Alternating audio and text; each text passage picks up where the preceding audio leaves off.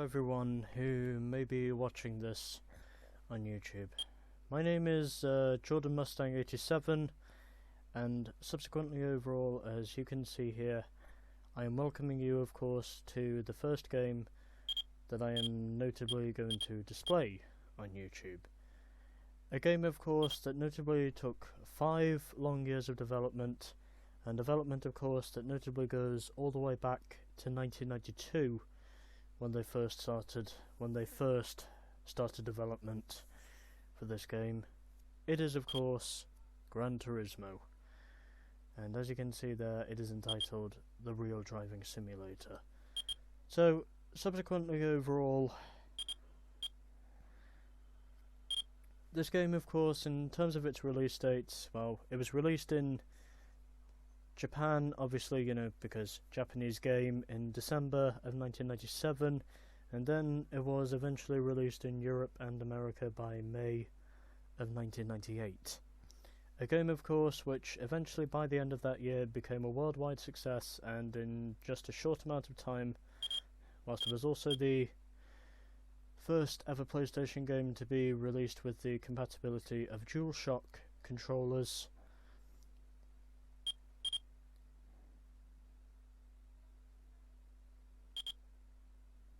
it would also soon become the most popular game to be released on the PlayStation console, at least in terms of copies sold anyway. So we've got 4 different modes here. We've got Quick Arcade, which is basically just arcade mode.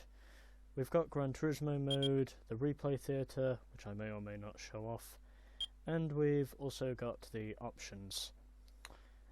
And for anyone who is asking what this is, well, this is basically just an introduction to the game itself, as I of course am now going to head over to options, and just turn down the music a bit so I can hear my voice, and also going to head over here.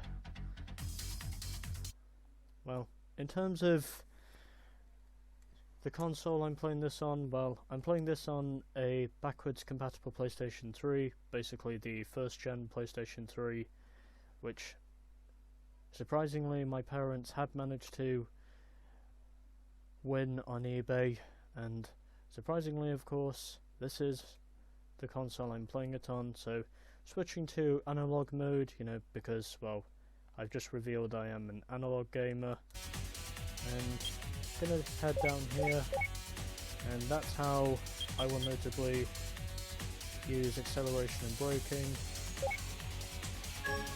and that's about it. That's all I really need to change, because obviously, you know, I'm an analog gamer, and I of course will notably introduce you now to simulation mode.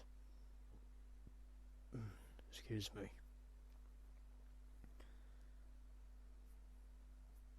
And also furthermore to note, because obviously this is a PS1 game, notably overall it does take a while for these things to load, as well as also to save the progress. So obviously we've got the home page, which is basically the main garage. We've got the Go Race section, which is basically for the race events, the license center, car wash, and also a machine test, as of which I probably will show those off eventually. And we have also got 10 manufacturers here, as you can see here. We have got Subaru, Nissan, Mazda, Aston Martin, Chrysler, which is basically Dodge, but obviously, you know, branded as Chrysler because, well, this is the power version. We've also got TVR, Toyota, Mitsubishi, Honda, and Chevrolet as our 10 manufacturers to choose from in this game, because obviously, you know, this is the first game of the series. And well, machine test is basically just a top speed test, and I will just show you the home page. So we've got 3 different screens to choose from here, as of which we've obviously got Garage, Load and Save, which is basically to load or save the game. I will probably be doing a lot of that. Obviously well, mostly saving the game. And we have also got the trade mode feature, which basically allows us to, you know, which basically allows us to trade our cars with someone else's game, and from someone else's garage we basically get to trade cars. Yeah, sorry, I am a very bad speaker. And I think I just fucked myself, but anyway. So yeah, and also another feature this game notably has is also, because with the Japanese manufacturers, we also get the used car section. So obviously, if we are, you know, wanting to purchase something for cheap, and I probably will, we obviously have to go to one of the Japanese manufacturers. And something else I really like about this is the special model.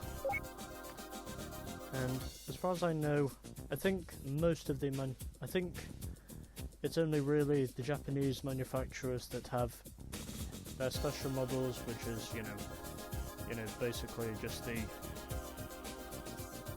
race cars or touring cars, whatever the fuck you want to call them. And also Mugen, which is basically just the tuning station. So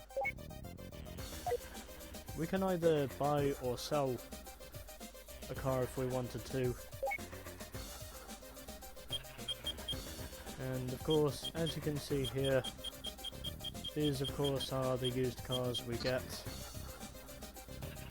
And well, the NSX notably being at the bottom, obviously, you know, because it's the most expensive. But also at the top, we can get some fairly decent cars for a reasonable value. And also, we can buy new cars as well, as you can see here in the Honda lineup. And also, as I said before, the NSX regardedly being the most expensive, which is understandable. And yeah.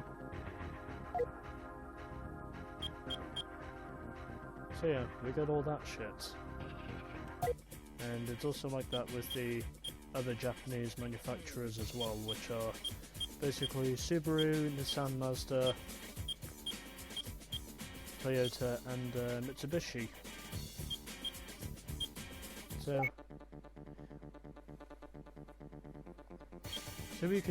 we could do a multiplayer battle if we wanted to, but obviously since I'm playing this in single player, you probably won't get to see that. But anyway, we've got 4 different modes to choose from here.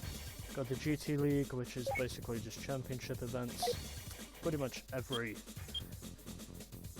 event in this game, or most events in this game, are championship events. We've also got the time trial mode, which I may or may not show that off in bonus context, and we've also got the spot races here, which will basically help players get used to the context of officially driving around the circuits, and also because subsequently overall the spot races are also the only races in this game that do not require you to obtain a license, which is basically from here. So we've got 3 licenses in this game. We've got the B license, the A license, and also the International A license to top it off.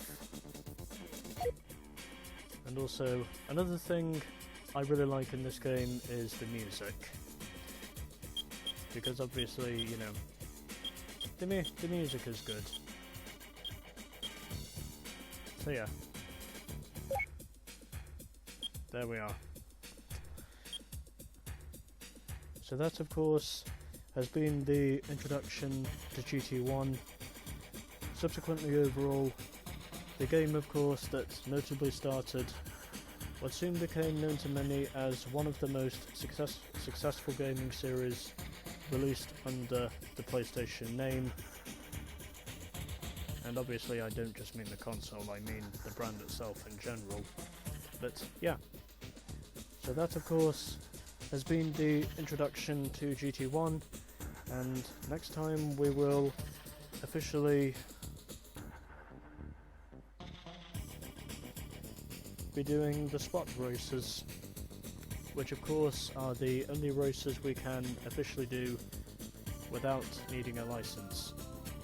So yeah, stay tuned for the beginning of GT1.